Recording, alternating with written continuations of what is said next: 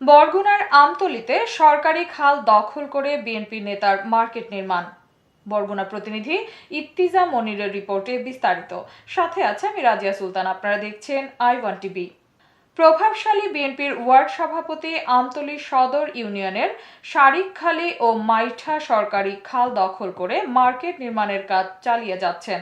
ফলে খাল সংকুচিত ও খালের প্রবাহ ব্যাহত হচ্ছে।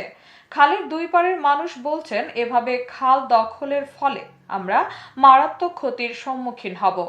স্বাভাবিকভাবেই খালের উপর মার্কেট নির্মাণ হলে পরিবেশ গুরুতর ক্ষতিগ্রস্ত হবে। সরকারি আইন অনুযায়ী কোনো সরকারি খালের প্রবাহ নষ্ট করে পাকা মার্কেট নির্মাণ করা আইনত অপরাধ। স্থানীয় বিএনপি নেতা ওয়ার্ড বিএনপি সভাপতি আব্দুল মান্নান খন্দকারের নেতৃত্বে নির্মাণ হচ্ছে পাকা মার্কেট।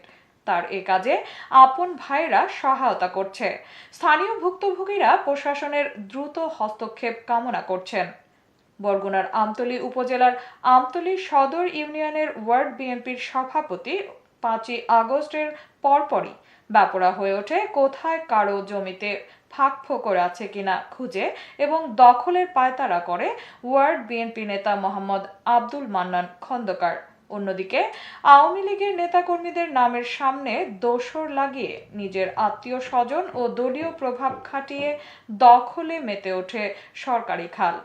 এলাকার সাধারণ মানুষের ভাষ্য মতে, খালের উপর মার্কেট নির্মাণ করার জন্য মাইঠা শারিকখালী বাজারে রাতের অন্ধকারে আগুন লাগিয়ে বাজার পরিষ্কার করেছে মান্নান খন্দকার। আব্দুল মান্নান খন্দকারের উদ্দেশ্য ছিল জায়গা পরিষ্কার করে মার্কেট তৈরি। এ ব্যাপারে আব্দুল মান্নান খন্দকার বলেন, আমি সরকারের কাছ থেকে লিজ নিয়েছি, কিন্তু লিজ নেয়ার কোনো প্রয়োজনীয় ডকুমেন্ট তিনি দেখাতে পারেননি। উপজেলা নির্বাহী অফিসার জনাব রকুনুজ্জামান বলেন, সরকারি খাল দখল ও পানির প্রবাহ বন্ধ করা অপরাধ। সুনির্দিষ্ট অভিযোগ পেলে আইনত ব্যবস্থা গ্রহণ করা হবে।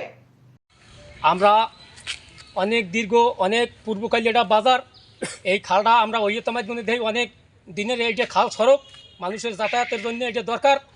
এইটা আমরা মিঠুমিটা চেয়ারম্যানের পর আমাকে অর্ডার দিয়েছে, আমরা 200 মানে সার এই খাল কাটছি।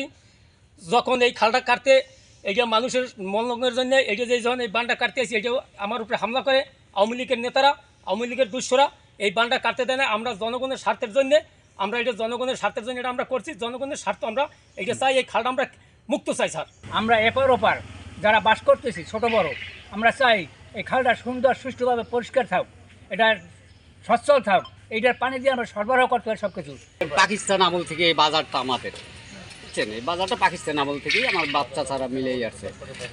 তারপর থেকে মনে করেন আমরা বিভিন্ন কারণে মনে করেন যে এখন ওই যারা আওয়ামী লীগের লোক আসলে এবং যারা তারা প্রভাব খাটাইয়া মনে করেন আমাদেরকে বলতে আছে এটা আমরা কাট করছি। কি কাট? ডিসিআর করছি। ডিসিআর করে অনেকবার আমিন আসছে, আমিনে মাপে নাই, জায়গাটা মাপে নাই। একটা কারণই যে আমরা আন্তাজে কোনো আশেপাশে কোনো জমি জমা না মাপতে এই খাল বাইর করতে পারব না।